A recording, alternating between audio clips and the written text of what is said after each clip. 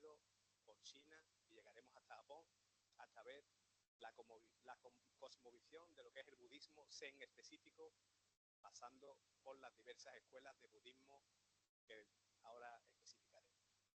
Podemos empezar diciendo qué es el budismo, ¿no? ¿Qué es el budismo zen en concreto? Pues proviene del budismo chino, que es budismo Chan, como todo el que haya leído algo de budismo lo puede clarificar. Es una escuela que es lo que hace, pues enfatiza la experiencia directa de la realidad a través de la meditación, en el caso del Zazen, y la intuición, en lugar de depender exclusivamente de un estudio doctrinal o lo que sería un razonamiento discursivo. Como bien he dicho antes, surgió en la India y pasó a China. A China llegó, a la parte de la India me la voy a saltar porque ya está muy bien documentada y bastantes libros hablan de ella y estudios, ¿vale? Entonces, surgió de lo que vamos a hablar del Zen en China, alrededor del siglo VI podríamos catalogarlo, ¿vale? Y llegó a Japón 6 siglos después, es decir, en el siglo XII, donde se desarrolló muchas de las formas actuales que conocemos. Para estudiantes de filosofía occidental, pues podemos decir que el Zen puede resultar sorprendente, ya que su método y su lenguaje desafían las categorías tradicionales de la lógica y de la metafísica. No obstante, hay puntos de encuentro con corrientes filosóficas como son el estoicismo, el escepticismo pirrónico, y algunas vertientes del esencialismo. Entonces, ¿qué vamos a hablar? Vamos a hablar primero de filosofía Zen. Yo diría filosofía Zen lo categorizaría como más allá del intelecto. A diferencia de la tradición filosófica occidental, que ha enfatizado lo que es la búsqueda de la verdad a través de un discurso racional, el Zen sostiene que la realidad última no puede ser expresada en palabras, ni captada por la razón. Su método es experiencial, empírico, basado en la práctica de la meditación, que es el Zazen, como he puesto yo ahí en japonés, el camino del Zen, Zazen. Y esto es a través de una resolución de paradojas o koan que se hacen que rompen los esquemas de un pensamiento lógico, podríamos decir. Este enfoque claramente, a bote pronto, nos va a recordar, en cierto sentido, diría yo, incluso a la crítica kantiana de los límites de la razón y a la fenomenología de Husserl y de Heidegger, en cuanto a la necesidad de una experiencia directa del ser. También se puede encontrar paralelismos con Wittgenstein en su visión del lenguaje, cómo llegar a un límite del conocimiento, ¿vale? Luego tenemos una parte muy importante que trabajó Nishida de la Escuela de Kioto, que es el concepto de no mente o muchi, y Suzuki Teitaro Daisetsu, que estudió la vacuidad. Son conceptos claves del Zen en el estado de no mente, que en japonés es muchi, que implica una percepción del mundo sin interferencias del pensamiento discursivo o del ego. El budismo Chan, que nos referíamos antes chino, es una escuela que pertenece a la rama de budismo Mahayana. Luego veremos el budismo Mahayana, Theravada y las diferencias que tenemos en budismo. Ahí tenéis un pequeño esquema, si alguien quiere le podemos pasar luego el PowerPoint con todas esas anotaciones que son bastante clarificantes para que tengamos un concepto clave de lo que necesitamos saber.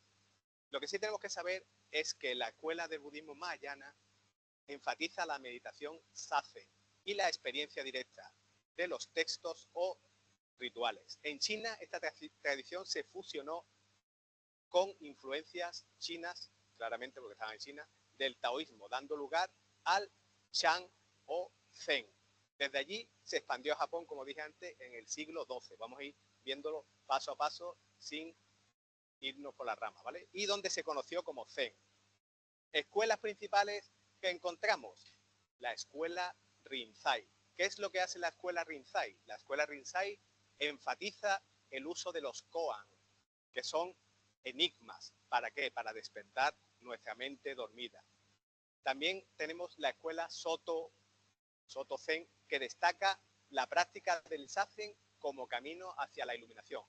Válgame saber que la iluminación no es llegar a un estado de sabiduría plana, sino simplemente saber que estoy aquí. Eso es una persona iluminada, ser un Buda, podríamos decir, ¿vale? Tenemos budismo Mahayana y budismo Hinayana. Vamos a ver su diferencia clara y contextualización. El budismo tenemos que tener la consecuencia que se dividieron en varias escuelas o ramas a lo largo de su historia. Y una de las principales divisiones la encontramos en el Mahayana. El Mahayana significa el gran vehículo, el que transmite toda esa sabiduría, todas esas enseñanzas. Y Hinayana se refiere a la escuela más representativa en la corriente de la tradición budista directa. Tras la muerte de Buda, allá por el siglo V a.C., sus enseñanzas se transmitieron oralmente hasta que fueron recopiladas sus discursos, sus sutras, como lo vemos en este tipo de escritura, ¿vale? Aquí están los koan y los sutras de las escuelas principales de budismo zen. Luego leeremos algunas, que nos da tiempo, ¿vale? En los primeros siglos el budismo se fragmentó allá por el siglo VI en 18 o 20 escuelas, podemos decir, que son las que seguían principalmente la corriente, de las cuales la escuela Theravada fue una de las más influyentes. Aproximadamente ocurrió en el siglo VI.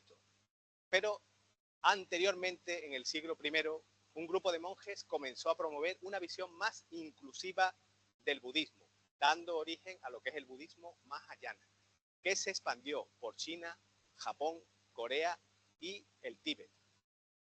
Luego tenemos las características principales del budismo Mahayana. Podemos decir que su idea central es el bodhisattva.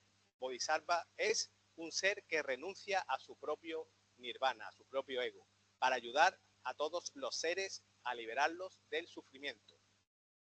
Introdujo los nuevos sutras, como el Sutra del Loto, el Sutra del Corazón, que lo tenemos ahí, y ahí tenemos una copia original, escrita en Kanbun, que es muy parecido al chino tradicional, no al chino clásico moderno, digamos moderno, que es totalmente simplificado. El Zen en China hemos dicho que es Shan, pasó a Corea y a Vietnam. Enfatiza varios preceptos, no nos vamos a parar en todos los preceptos, simplemente vamos a verlo por encima, ¿vale? Entonces tenemos las características principales, están aquí puestas, en que la escuela Rinzan o la escuela Soto, otro descubrimiento que hemos hecho muy importante, que luego veremos, es el templo de la escuela Soto Zen, donde están los restos de Dogen en Japón. De casualidad, estábamos paseando por un templo Zen, estaba cerrado, pero me dio la idea de entrar por la puerta trasera y estaba abierto. Entonces nos recibió la hija del monje y me lo presentó y le hizo una entrevista de más de 3 horas de duración grabadas en vídeo, donde nos explica todo el templo. Luego lo voy a enseñar para que ustedes vean cómo también la parte teórica se puede plasmar en la parte empírica y de conocimiento de la práctica. Ahí tenemos las escuelas principales. Theravada, la enseñanza de los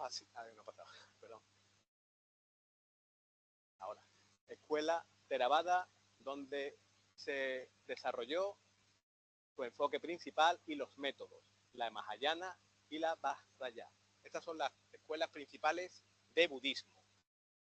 Luego hay subescuelas tibetanas y también escuelas menores o regionales, como Tierra Pudra, Tendai, Huanyen en China, etc. Podríamos estar hablando. Lo que hoy voy a hacer es una pequeña introducción. Esto da para una asignatura completa de filosofía budista, luego Zen, etc. Tendríamos bastante incluso para hacer máster, tesis doctorales ampliadas. Mientras más estamos investigando, más vemos que sabemos menos. Es decir, mientras más sé menos, ¿no? Como decía el filósofo. Vale. Aquí tenemos en la siguiente, tenemos las 4 nobles verdades: Dukkha, Samadaya, Vinoda y Magga. ¿Qué significa cada una? Pues me podría llevar un rato, rápidamente os lo cuento. ¿Qué son las 4 nobles verdades? Simplemente constituyen el núcleo de las enseñanzas de Buda y son el fundamento del pensamiento budista. Podemos caracterizarla de esa forma. Estas verdades presentadas en su primer sermón tras alcanzar la iluminación. Ofrecen una comprensión de la naturaleza del sufrimiento, sus causas y la vía para llegar a su superación. Su estructura sigue un modelo médico, es decir, diagnosticamos una enfermedad, identificamos su causa y ofrecemos un pronóstico y prescribimos un tratamiento. La primera noble verdad es el sufrimiento. Sufrimiento evidente, sufrimiento de cambio, sufrimiento condicionado. El Buda no propone una visión pesimista de la vida, sino un reconocimiento realista de la existencia del sufrimiento como punto de partida para llegar a la liberación, para quitarse ese peso. La segunda noble verdad es el origen del sufrimiento. El sufrimiento tiene una causa, que puede ser el deseo o el anhelo, que puede dividirse en varias categorías, deseo de tal, tal, lo que sea. La tercera noble verdad, la sensación o causa que quitamos el cese de ese sufrimiento, que es el nirodha. Es posible superar el sufrimiento alcanzando el nirvana, el estado de liberación.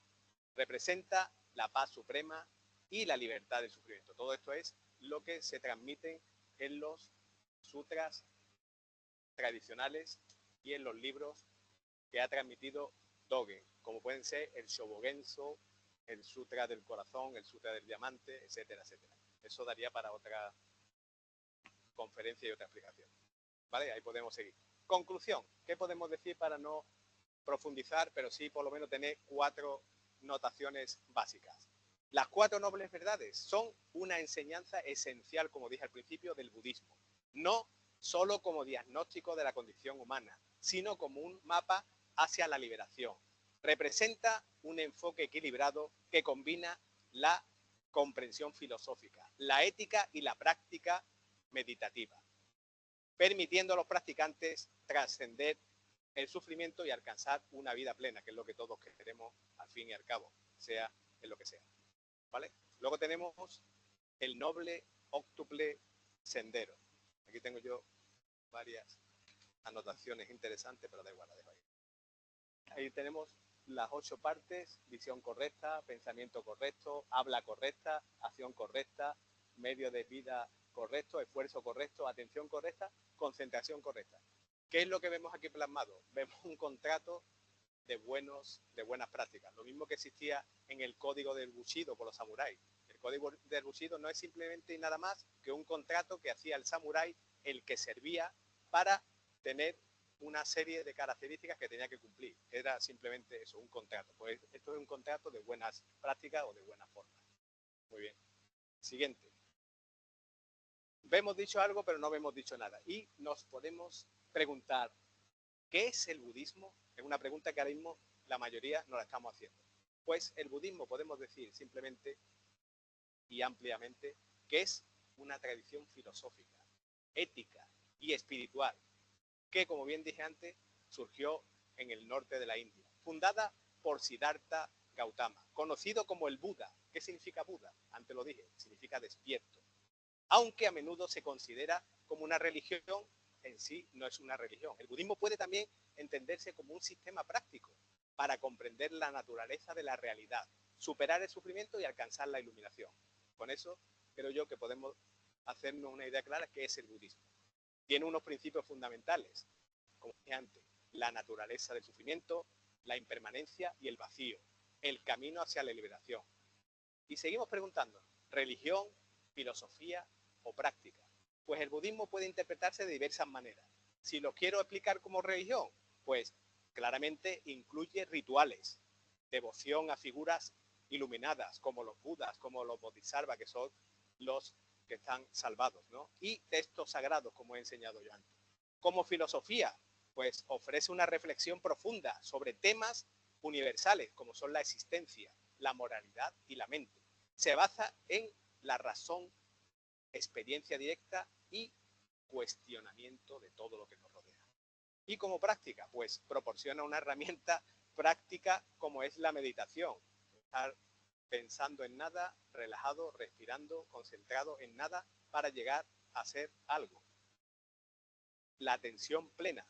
Hoy en día está en auge lo que es el mindfulness, todo el mundo ha escuchado lo que es el Mindfulness, luego hablaremos un poco de ello si nos da tiempo, ¿vale? Y un código ético para transformar la vida diaria, que es lo que todos queremos, mejorar, mejorar, mejorar, ayudar a los demás, mejorar.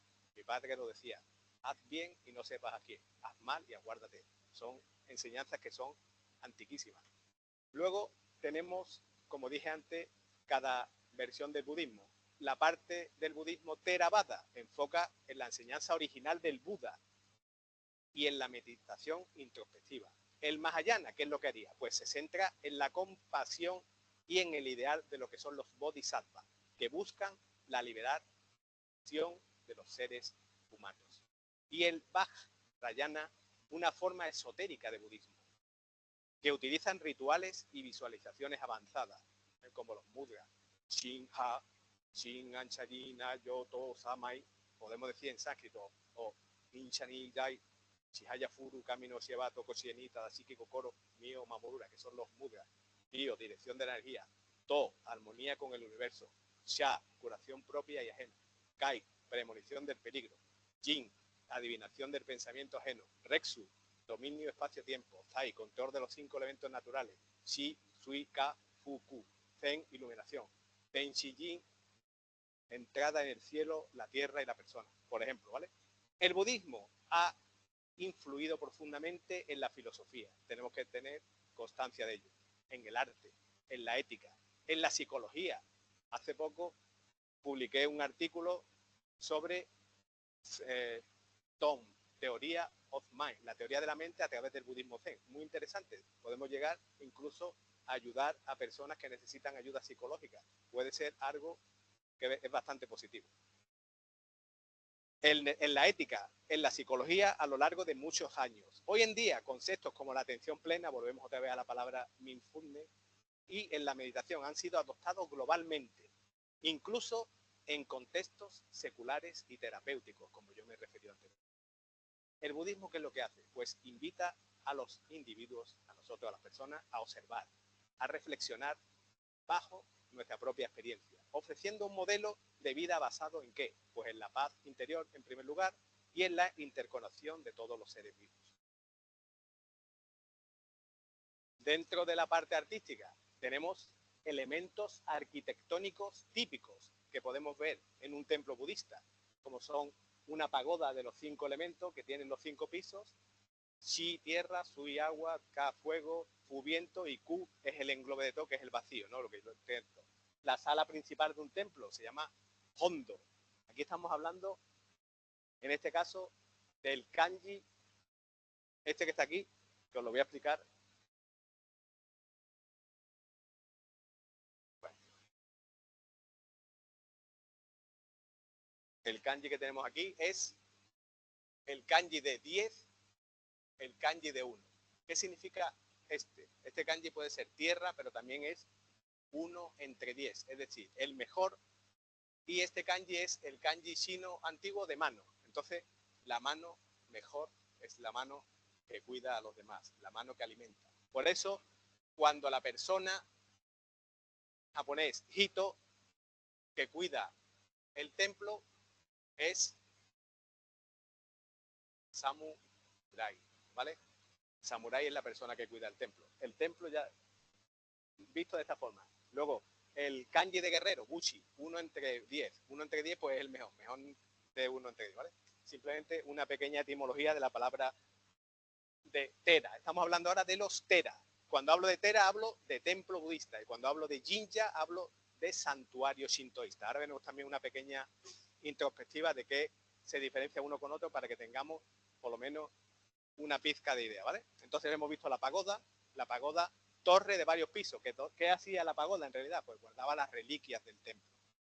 Luego tenemos la sala principal del templo, que lo vemos ahí, que es el Hondo. Hondo es el lugar donde se veneran las estatuas de Buda. Ojo, aquí están las estatuas de Buda en el templo. Pero en el Jinja, en el santuario sintoísta, no hay ninguna estatua, ¿vale? Porque lo que se venera son los rayos del cielo, que ya veremos lo que es. Luego tenemos la entrada, ahí tenemos una fotografía, como sale en la película Memoria de una geisha, que es Fushimi Inari, el santuario de los Tori. Tori es la puerta sagrada que marca la entrada al mundo profano del mundo mundano. Es un cambio para entrar en lo sagrado. Marca el espacio espiritual de este templo. Luego tenemos el Timizuya. El Timizuya está aquí justamente con un Buda, lleva unos cazos y agua. Tú coges agua, echas agua en un lado, en otro y te lavas la boca. Es para purificarte, es un acto de purificación, ¿vale? Simbólico. Ese es el Temizuya. El Honden, el edificio principal, donde se consagra. Resumen, templo budista, espacio para la introspección, la meditación y el estudio de las enseñanzas de Buda. Santuario shintoísta, que ahora veremos alguna porción, si podemos verlo, ¿vale? Es un lugar para conectar con la naturaleza, los kami. Esa palabra kami, kami es algo divino, algo bueno, ¿vale? Una roca puede ser un kami, un árbol puede ser un kami, una persona puede ser también un kami. Significado de las pagodas, como antes dije. Las pagodas derivan de las estupas de la India, que eran montículos construidos para guardar las reliquias, simplemente. Tiene un simbolismo espiritual, podemos hablar, la conexión con el universo, los 5 elementos naturales. ¿Por qué me paro bastante en el tema de la parte estética, arquitectónica? Porque el budismo no es solo una religión, el budismo es algo más, es una manifestación cultural, ética, moral, religiosa, es mucho más amplio, ¿vale? Siguiente, pasamos a el descubrimiento de este año, que es el templo Koshoji. Koshoji tiene varios nombres. El nombre original en japonés es Butoko-san Kanno Dori Kosho Hori Senji y está en la provincia de Uji. Gracias al estar en la provincia de Tanabe y entrar en el templo donde la hija estaba, me dio la tarjeta de su padre y dice, visite por favor el templo que está al lado del famoso templo Byodo-in que está en la moneda. Yo no tenía ni idea que este templo estuviera aquí. Resulta que es el templo donde Dogen, ahora haré la explicación, donde Dogen llegó y fundó el primer templo zen de Japón. De 14.000 templos es el templo principal. Y tuve la suerte de poder entrevistar a el soke de la escuela, digamos, el prior principal o el abad, que es Enryo Kikawa, ¿vale? Enryo Kikawa. Este templo está en la provincia de Uji, en el sur de Kioto. Fue fundado en el año 1233 por el maestro Zen Dogen, que fue además el fundador de la rama Zen que se llama Soto Zen. Antes hablaba de Rinzai, luego explicaré las 4 ramas principales de Zen, que es muy interesante, ¿vale? Después de regresar de China, que estuvo varios años estudiando, Zen, el profesor Dogen, el maestro Dogen, fundó este monasterio. Este monasterio ha sido devastado muchas veces y posteriormente reconstruido. De hecho, en las tierras donde está este templo, antiguamente había un castillo. Y ya diré algunas cosas, ¿vale? El edificio principal, la sala de conferencias, aquí se ve poco porque es que he hecho una fotografía del catálogo que me dieron, que es este, ¿vale? Se ve bastante oscuro. Estamos hablando de la parte esta de aquí, que es la sala de conferencias, en japonés Hatto, que es la sala del Dharma, la ley de Buda. Es el edificio principal del templo, donde está consagrada la imagen principal del Buda Shakyamuni. Está construido en madera, fue heredado por la familia Naomasa, quien fundó el templo que anteriormente estaba situado en otra provincia. Esto es una historia bastante larga, pero según los relatos del templo, se dice que fue creado por el mismo Dogen Senji. Algunas veces diré Dogen Eihei o Dogen Senji. Tiene varios nombres, que se los van cambiando según la época. Luego tenemos el Shitenjo. Shitenjo es el techo de sangre. Tienen marcado con unos lápices. La sala se construyó utilizando, lógicamente, el castillo de Fushimi. Ahí se ven las manos y los pies y las flechas clavadas de la batalla. Horrible, ¿no? Luego tenemos el pasillo cubierto del ruiseñor. Es un pasillo muy largo que cruzamos con el abad, que tiene... ¿Cuántos años tenía, Mati? ¿83? 83 años y nos acompañó durante 3 horas. El pobre me miraba y decía, ¿no tenéis hambre? Y yo, durante 3 horas nos acompañó en todo el recorrido de la visita y vimos toda y cada una de las partes del templo. Era precioso. Entonces nos enseñó que en el techo había puesto esto. Y luego en el pasillo cubierto del ruiseñor, aquí encontramos un mecanismo antiguo que estaba creado para cuando ibas andando por la noche hacía un crujido, que ese crujido era como el sonido del ruiseñor, para evitar los ataques furtivos y nocturnos. Y dicen que se llama Ugibari, construido para detectar el peligro de los intrusos externos. Luego tenemos el Homotsuden, que es la parte de abajo, que es el Salón del Tesoro. Aquí tenemos la estatua del Buda liberador Bodhisattva, que es el primer Kannon Bosatsu. Se dice que fue creado a principios del periodo Heian. ¿Eso cuándo es? Alrededor del siglo IX, para hacernos una idea. Fue consagrado en un templo específico de carpinteros, que era el templo Terai no Mori. Eran artesanos que hicieron esta figura en Uji. Esto está narrado en el cuento Genji Monogatari, habla de esto, es muy interesante, ¿vale? Por lo que también se llama Terai Kanno. El hecho de que lleva, aquí no se ve, pero el pie derecho tiene el dedo gordo levantado, ¿vale? ¿Qué es lo que significa eso? Está ligeramente elevado y representa su voluntad de correr rápidamente para aliviar el sufrimiento de los seres sintientes. Eso es lo que nos explicó el abad del templo. Seguimos, aquí tenemos, esto sería, tenemos un vídeo, pero no lo voy a poner, si no nos quedamos aquí toda la tarde, de todas las partes del templo, que es una preciosidad. Tenemos el Tenjuden, que es el salón del patrón. Aquí se encuentran consagradas las estatuas de 4 miembros de la familia, que son la familia, como dije anteriormente, Naomasa, y el fundador con sus familiares.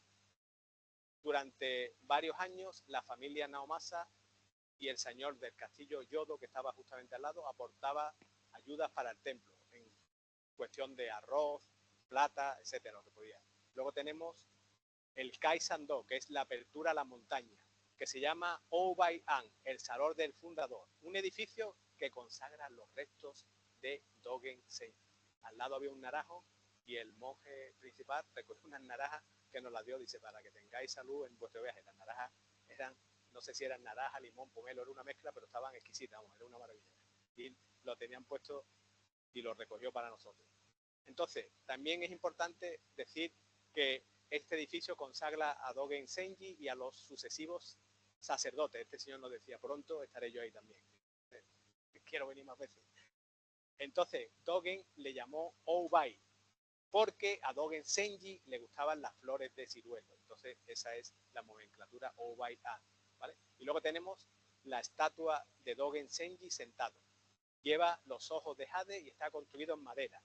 Fue consagrado en Eiko Shosha por Sun Shui, un discípulo del maestro Zen, que posteriormente se trasladó a otro templo.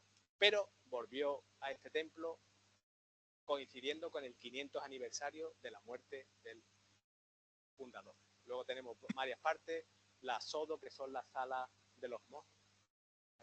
La sala de los monjes. Este lugar es básico. ¿Por qué? Porque ahí el monje hace, los monjes en plural, hacen la vida diaria. Practican sazen, duermen y comen. Ahí tenemos una estatua sentada de Bodhisattva Manjushri, que es hecho de madera pintada en dorado y plateada. Es preciosa. En la escuela de Zen, Manjusri es, digamos, el monje sagrado. Y está sentado sobre un león. Y ese león mira hacia la derecha. Normalmente el león mira hacia la izquierda. Pero este mira a la derecha para no darle la espalda al Dogen que está justamente al lado. Luego tenemos el Sannen Daikokuten con 3 caras de Daikokuten. Aquí tenemos los dioses de la fortuna, los 7 dioses de la fortuna, Shishibatsu, y una de las caras de este Daikokuten no tiene una cara, tiene 3 caras, a la izquierda, a la derecha y adelante. Está situado en el norte del salón de los monjes. Tiene 3 caras, al frente Daikokuten, Bishamonten a la derecha y Bensaiten a la izquierda. ¿Qué son? Eso, pues son deidades pertenecientes a los 7 dioses de la fortuna, en japonés Shishi-Fuku-Shin. Daikokuten, ¿qué es? Es la deidad de la prosperidad y de la abundancia. Bishamonte es el guerrero guardián, dios de la protección, de la guerra, contra la guerra siempre, no a favor, y de la victoria para evitar el conflicto. Además de ser un guardián de la ley budista, que es el Dharma. Y Benzaiten es la deidad del arte, la sabiduría y la música. Luego tenemos el campanario principal, que el abad tocó para nosotros, y el sonido y la forma son tan hermosos que están considerados como uno de los 12 lugares más encantadores de la provincia de Urumqi. Luego nos acompañó en la salida del templo hasta abajo del todo, que se llama el Callejón del Koto Zaka. ¿Por qué? Porque es el sonido de un arpa japonesa. Cuando vas caminando, vas escuchando a ambos lados del río, viendo los arces, y el sonido que forma es el Koto Zaka. Es una maravilla. Y seguimos con nuestra parte teórica. Diferencia entre budismo y shintoísmo. Tenemos que ver, ahí vemos las diferencias básicas, para cuando tengáis tiempo lo leemos, no lo vamos a leer ahora, simplemente os lo resumo, ¿no? Son dos tradiciones que podemos decir que son de las más importantes en Japón, teniendo en cuenta que un japonés puede nacer budista, vivir sintoísta y morir cristiano, o nacer cristiano, ser budista y morir sintoísta. No tiene mayor importancia.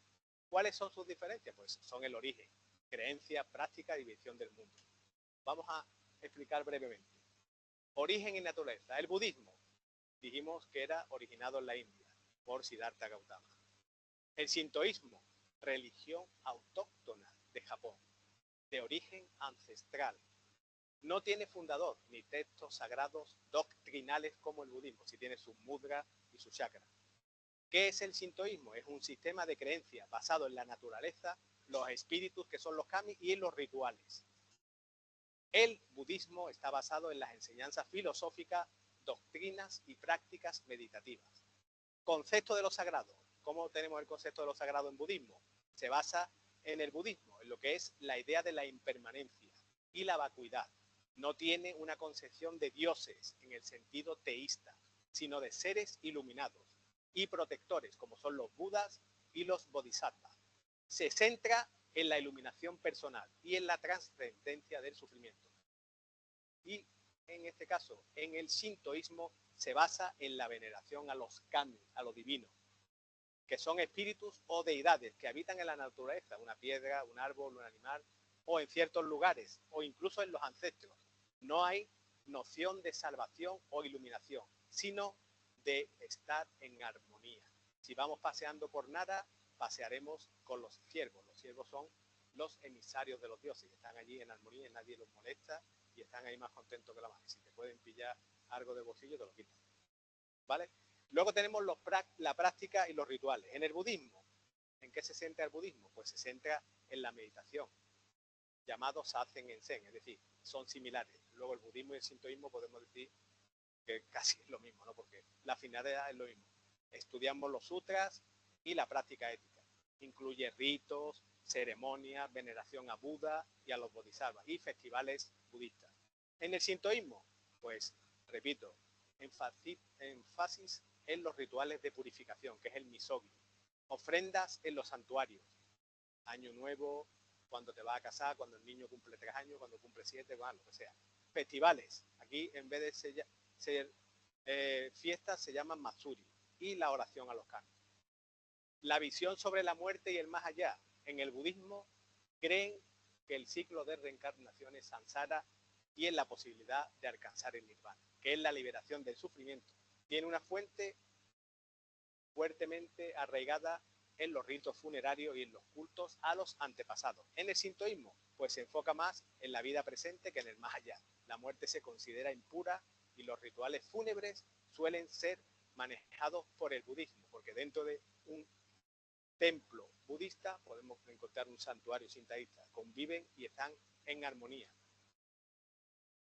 Luego tenemos las partes, etcétera. Eso no lo vamos a ver. Seguimos. Aquí tenemos las diferencias entre los templos budistas y sintoístas, que ya lo dijimos antes, ¿no? Lo de la entrada, etcétera. Aquí tenemos el kanji, como dije antes, de los Tera, con sus pagodas y sus partes principales. Y ahora aquí tenemos partes también que podemos encontrar con los dioses de la fortuna, los tori, la nomenclatura de los templos, etcétera, ¿vale? Todo eso lo podemos encontrar. Seguimos con figuras importantes. Nos encontramos ante el templo de los 47 samuráis, que se llama, José, ¿cómo era? Sengakuji, ¿vale? Sengakuji es el templo de los 47 samuráis, donde tenemos la figura de este señor que mucha gente la confunde con el fundador del Zen en Francia, Taisen Deshimaru. No es Taisen Deshimaru, es Sawaki Kodo Roshi, nacido en 1880 y fallecido en 1965, 3 años antes que yo nací. Fue un influyente maestro de Zen, de la rama Soto, de la que estamos viendo ahora, en el Japón actual, conocido como el monje sin morada, Kodo. Revitalizó la práctica del Zazen, meditación sentada, en su forma más pura, alejándose de rituales excesivos y formalidades institucionales. Su enseñanza directa y su rechazo de la comodidad del clero budista lo convirtieron en una figura icónica del Zen en nuestra contemporaneidad, es decir, en el siglo XX. Su vida y su formación. Nació en 1880 en la provincia de Mie, en Japón, huérfano a una temprana edad, y fue adoptado por una familia que lo trató indiferentemente. Desde muy joven sí mostró un fuerte interés por el budismo y dedicó su vida a seguir la vida monástica. A los 16 años, prematuramente, se ordenó como monje en la rama Soto, bajo la guía de su maestro Kojo Sawada Roshi. Roshi en japonés significa maestro. Estudió en el templo principal que fundó Heigedogen y más tarde se pasó al templo Sojiji. También profundizó en la enseñanza de otra escuela que veremos posteriormente, que es el Zen Rinzai, y en la tradición del budismo de tierra pura, que es el Yodo. Experiencia militar. Fue llamado al ejército y participó en las guerras Genpei y también en las guerras ruso-japonesas. Esta experiencia le dio una visión realista de la vida y la muerte, reforzando su compromiso con la práctica con una vía de liberación. Sus enseñanzas filosóficas. Rompió con muchas convenciones del Zen institucionalizado en su tiempo. Enfatizó un retorno al Zazen puro, que es el Shikan Taza, estar simplemente sentado, que es la esencia del budismo. Y también el Zazen como práctica absoluta. Tiene un legado bastante importante. Él no llegó a fundar su propia escuela, pero sí tuvo un enorme impacto gracias a su discípulo Ushiyama Kosho Roshi, quien recopiló sus enseñanzas y la difundió ampliamente.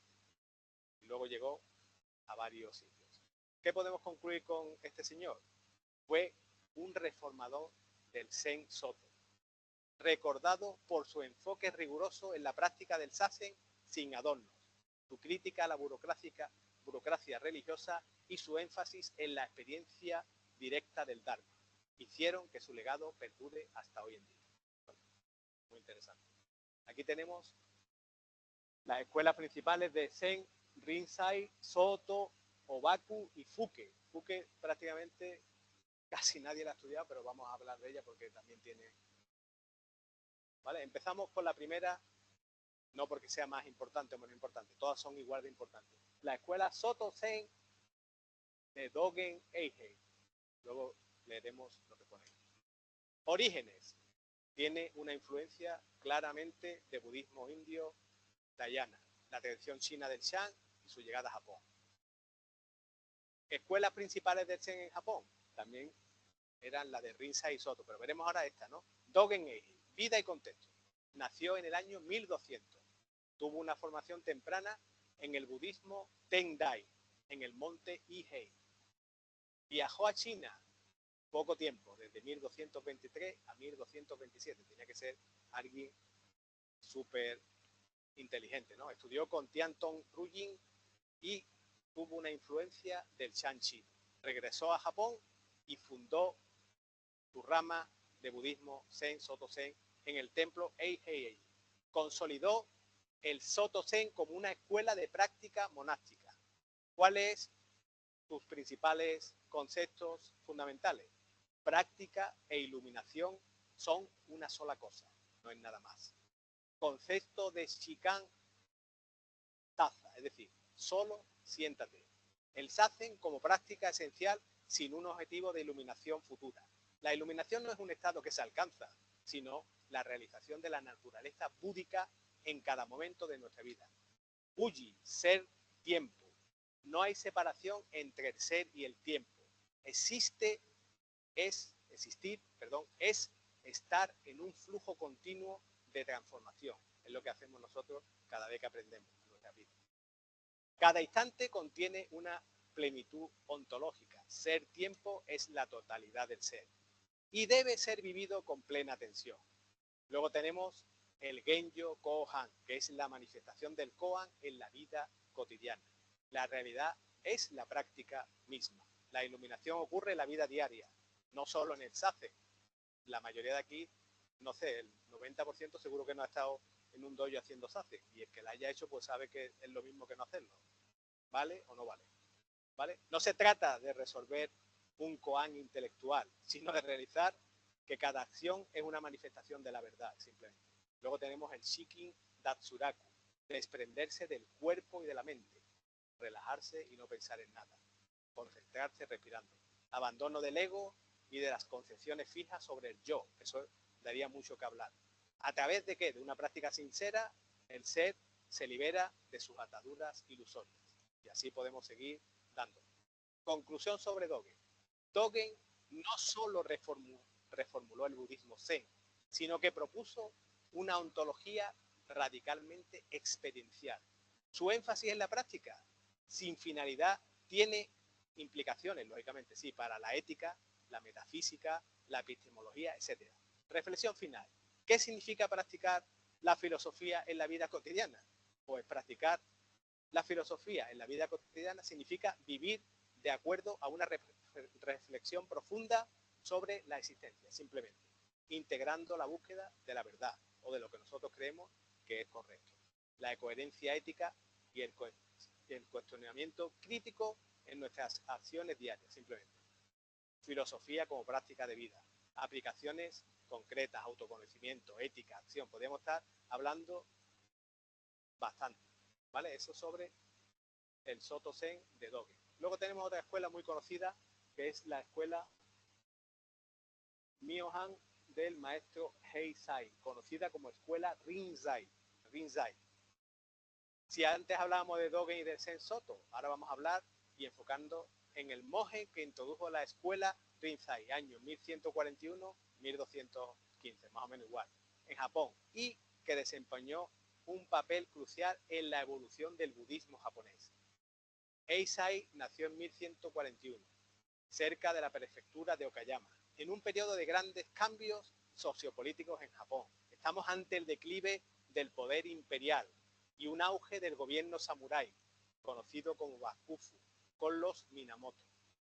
Crisis en el budismo de la rama Tendai, del monte Heihei, que había caído en dogmatismo y corrupción. Inicialmente, Heisai estudió el budismo Tendai, pero insatisfecho con la enseñanza en su época, hizo igual que Dogen, viajó a China entre 1168 y luego en 1187, en busca de lo que es, en busca del meollo, de la verdad, de lo auténtico, como solemos hacer todos. Viajes a China y encuentros con el Shan Rinzai. En su segundo viaje a China, Heisai estudió en un monasterio chino, el Tiantong, donde fue iniciado en la escuela Linji, Rinzai en japonés. El Zen chino enfatizaba el despertar súbito a través de los koan, etc. ¿Vale? Los koan como herramienta de iluminación. Enfatizaba el uso de los koan como método para romper un pensamiento. Disciplina y meditación activa. Podemos ver muchas cosas, pero simplemente lo básico. ¿Vale? ¿Qué es lo básico? Conclusión. Su enseñanza del Zen como una vía de disciplina mental. Su introducción, muy importante, él introdujo el té en Japón, no solo como dieta, sino como la ceremonia del té Chado. Su pragmatismo muestra cómo la filosofía y la religión pueden adaptarse a contextos políticos y sociales sin perder su esencia. Heisai entendió que la verdadera práctica del Zen no estaba en los templos alejados de la sociedad, sino en el campo de batalla que es la vida cotidiana. Y luego tenemos el Fuke y Komuso, el Zen de los Shakuhachi, El nombre de Fuke y la tradición de los Komuso significan monjes de la nada. Están envueltos en una mezcla de historia, misticismo y leyenda. Se les asocia con la práctica única dentro del budismo zen en Japón, la meditación a través del shakuhachi, que es el manejo de la flauta de bambú. Fuke Senji fue el maestro legendario. Fue, según la tradición, un monje chino de la escuela Chan en el siglo XI y contemporáneo fundador del linaje de la escuela. Se dice que era un monje excéntrico, que caminaba por las calles tocando la campana y declarando que todo era vacío. Sus discípulos tomaron este gesto como una enseñanza profunda sobre la impermanencia y la naturaleza ilusoria de la realidad. ¿Quién eran los Komuso? Pues los Komuso eran una secta de monjes errantes del clan Rinzai, que aparecieron en Japón durante el periodo Edo. Y tú dices, ¿cuándo fue el periodo Edo? 1603 hasta 1868 en la restauración Meiji. Se distinguían por llevar grandes sombreros de mimbre llamados tengai, tengai tapando el cielo, que cubrían completamente su rostro, simbolizando el abandono del ego y de la identidad personal. Su práctica espiritual es el suisen, que es el zen soplado, es decir, la meditación a través de tocar la flauta. Luego tenemos aquí el siguiente. Muy bien. Aquí tenemos, esta señora es la hija del maestro, que tuvimos la suerte de encontrarla.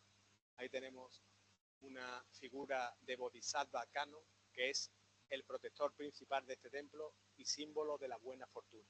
El caso que lleva un cazo para llevar agua, es para extraer de las aguas de la sabiduría las enseñanzas más profundas, por eso es tan grande. El templo principal se llama Ei-he-iji, como dije antes, donde primeramente llegó Dogen y luego partió a la parte donde está el padre, fundado por el maestro Zen Dogen. Fuente constante de la que fluye el Dharma, el agua de la sabiduría. El día 15 de febrero, da la casualidad que tuvimos nosotros allí, sin saberlo, es el día del Nirvana, es decir, el día que falleció Buda, una casualidad. En la imagen podemos ver representado, aquí arriba hay humanos, animales e insectos. La estatua del Buda está tumbado mirando, pero en realidad está muerto, ¿no? Está tan triste que está acostado de espalda. El 8 de diciembre es el día en que Buda alcanzó la iluminación, a la edad de 35 años. El Buda finalmente se dio cuenta de la verdad de ser un ser humano, es decir, la forma correcta de vivir. Pasamos. Aquí tenemos la parte principal de este templo, templo Horin-ji. Este templo fue fundado en 1620.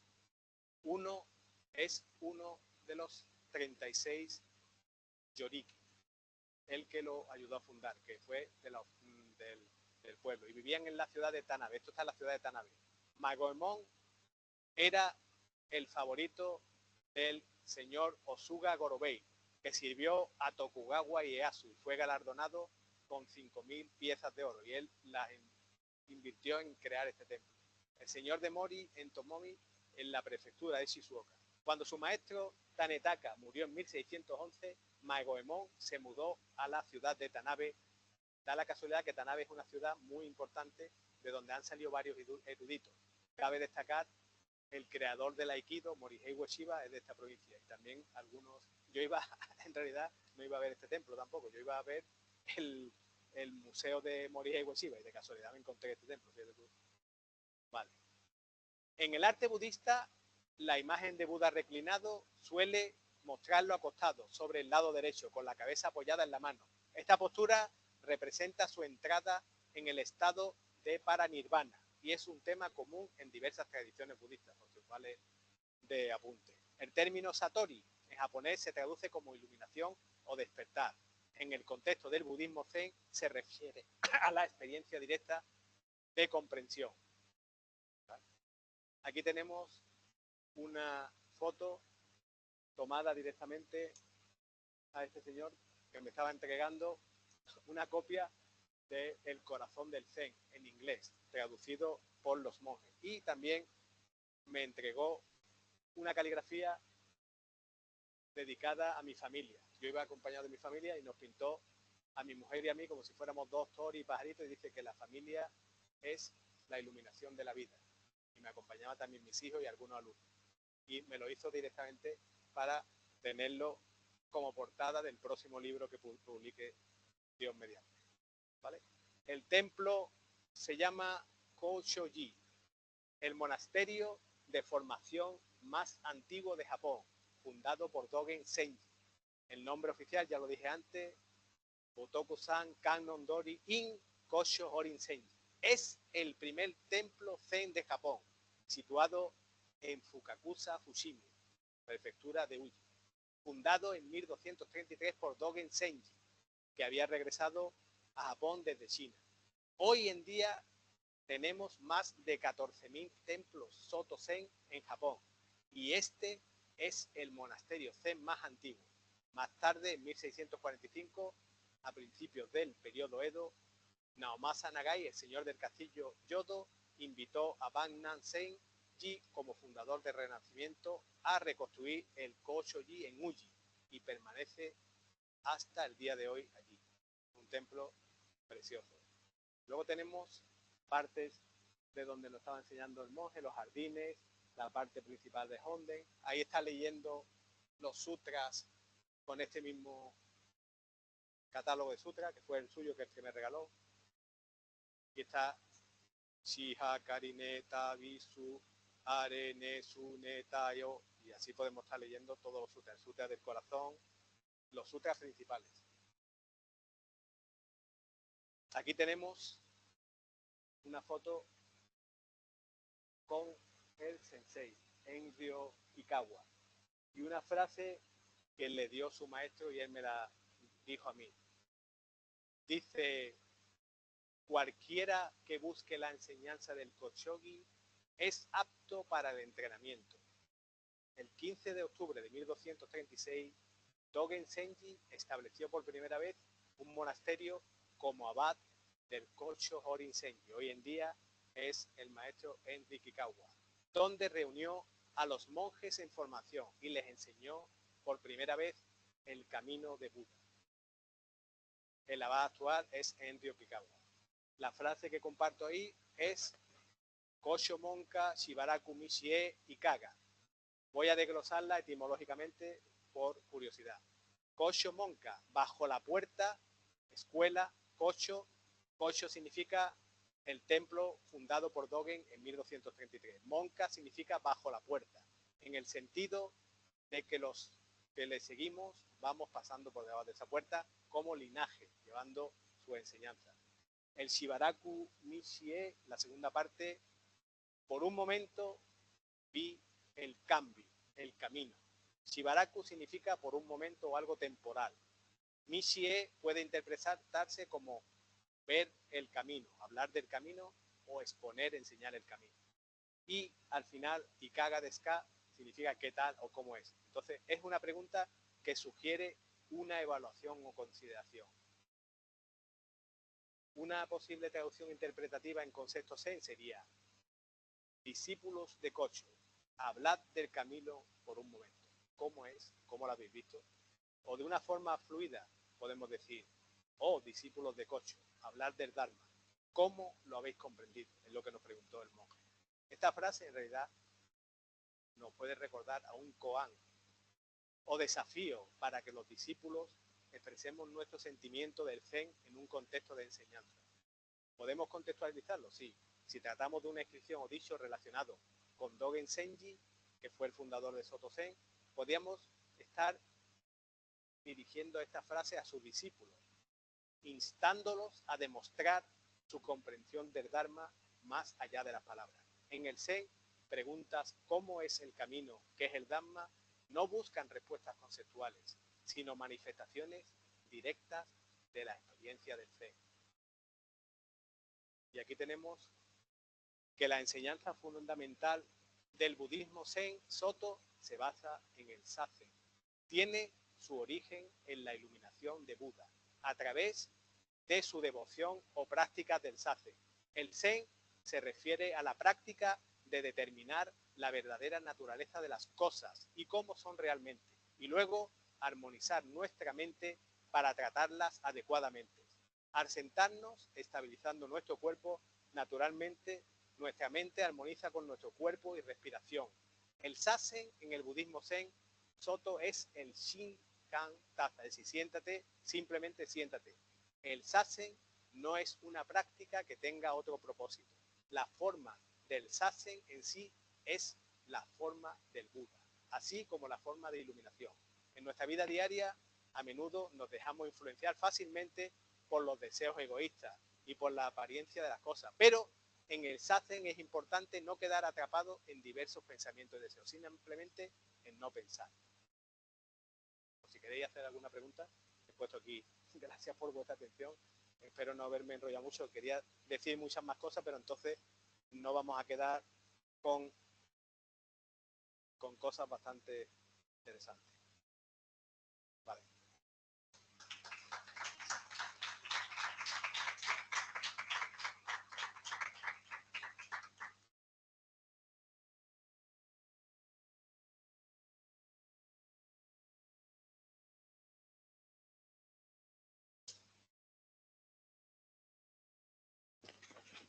Yo creo que tengo la voz bastante polvo.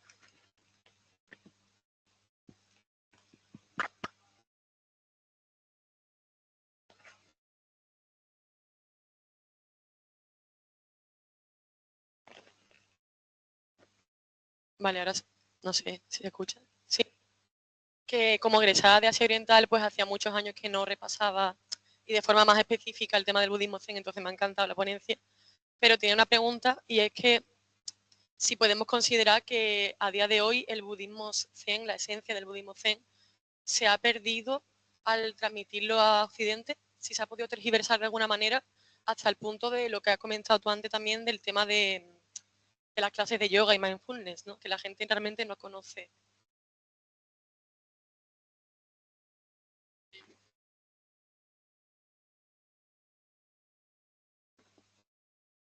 Muy interesante tu pregunta, gracias por hacer esa apreciación. Yo más bien diría que es una adaptación al mundo real en el que vivimos.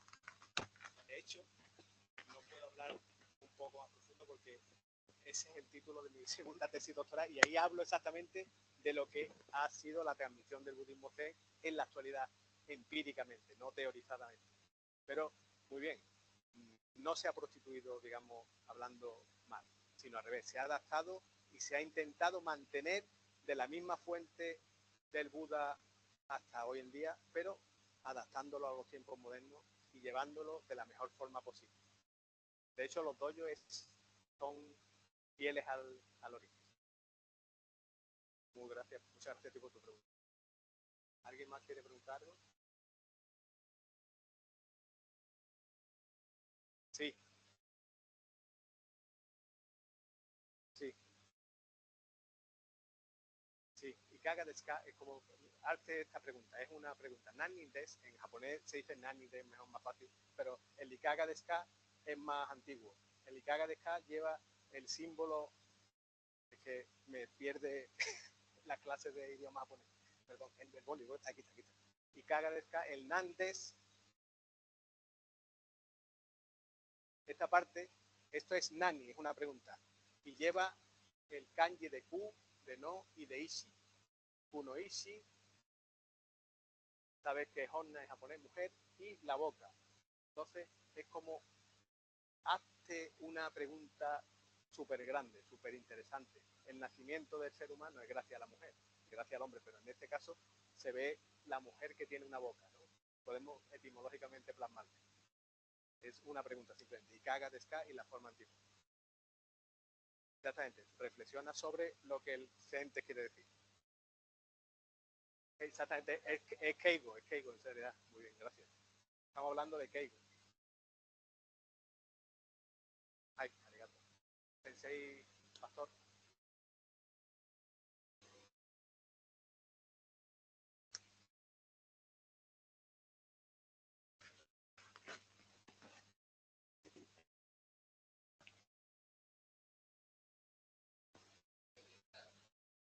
Generar pensamiento ambiental. Y que me llama profundamente la atención, tenemos el concepto de experiencia. El concepto de experiencia es producto efectivamente de un proceso, ¿no? o consistente además, ¿no? Un proceso de iluminación que supone que es un nivel, ¿no?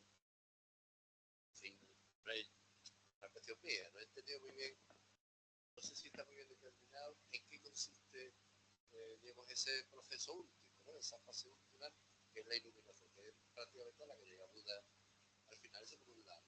Luego, hasta qué punto el concepto de experiencia occidental es el mismo que el concepto de experiencia, digamos, oriental, ¿no? Subyacente, en definitiva, de estos planteamientos. El concepto de experiencia occidental me parece a mí como mucho más positivo, ¿no? Positivo en el sentido positivista, ¿no? Mientras que el concepto, o sea, más en relación con lo que va a ser la realidad desde el punto de vista sexual, ¿no? De los sentidos. Mientras que el concepto de la experiencia occidental, a la mía, al menos, tiene una resonancia lingüística más en relación con lo que va a ser el propio pensamiento religioso de la tradición occidental. Entonces, ¿hasta qué punto ese concepto se puede ser homologable sin conocer el mismo? ¿Y en qué consistiría, digamos, sería una pregunta, la iluminación? O sea, como cuando Aristóteles plantea que el fin de la ética es la búsqueda de la felicidad, aquí me parece entender que el fin de la ética es la evitación del dolor. Entonces, si eso, digamos,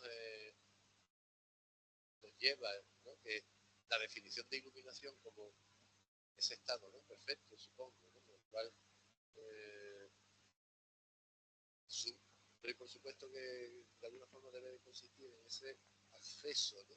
Profundo y último al conocimiento de todo lo existente, o bien tiene un carácter más personal e individual. Muchísimas gracias.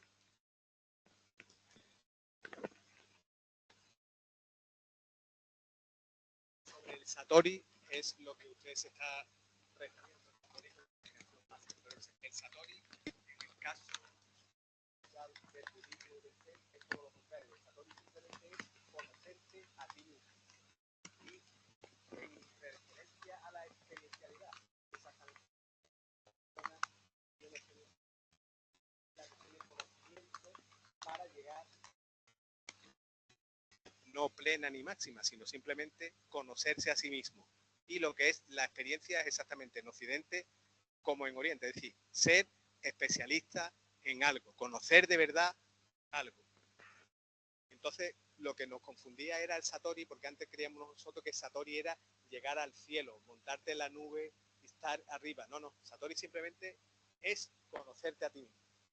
A través de la práctica, de la meditación, del estudio, es exactamente lo mismo que en Occidente, pero con prácticas diferentes.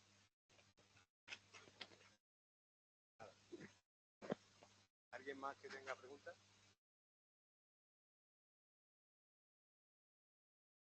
Con todo, porque tenía, mira, había preparado bastante, pero no quiero entonces, siempre me riñe mi mujer y dice, te estás enrollando mucho, y mi maestro Pastor, que es mi director de la tesis anterior, siempre me dice, no te enrolles y no te vayas por la rama. Y he intentado seguir un guión básico con lo más básico que os pueda emplear. Aparte me tenéis para cualquier problema o lo que sea, tenéis mi correo electrónico, que me podéis hacer cualquier pregunta, cualquier consulta, estoy dispuesto.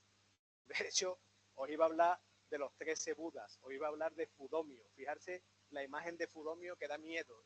Ahí da con la espada simplemente es el símbolo de la paz.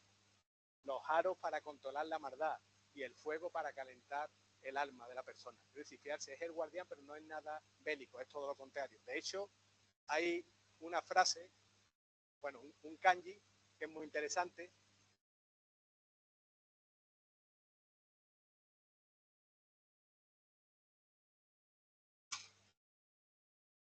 Es el kanji, lo hice mal en la universidad y lo hago mal aquí. ¿Vale? El kanji bu. Bu en japonés, bu, y en chino es bu, ¿vale? Bu, aquí lo han traducido desde el principio que llegó como arte marcial, el arte de la guerra. Pues no, esto no es el arte de la guerra. Este kanji, los que estudian japonés, es tomeru, detener las dos lanzas que se cruzan. Es decir, detener el conflicto, buscar la paz, detener la violencia. Eso es Bu. Y Do, o Michi, es camino, el camino de detener el conflicto. Eso es lo que busca el budismo. El Buda viene de ahí, ¿vale? Detener el conflicto. Por eso es una cosa que a todo el mundo le gusta. Nadie quiere tener guerra ni enemistad. Queremos estar liberados de todo conflicto y de todo problema. Es lo que buscamos. Es muy fácil, tan fácil como vivir. Vive y deja vivir, ¿no? ¿Alguna cuestión más que queréis? Ay, perdón. Gracias.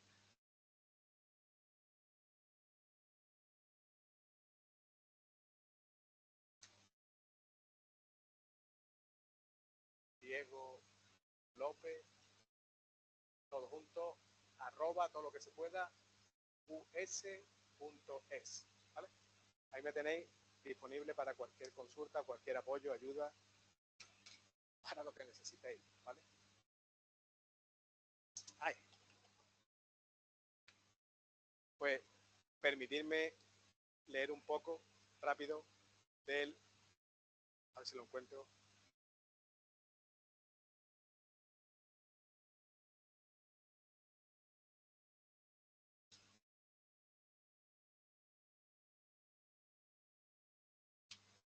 Me parece a mí que no lo voy a encontrar.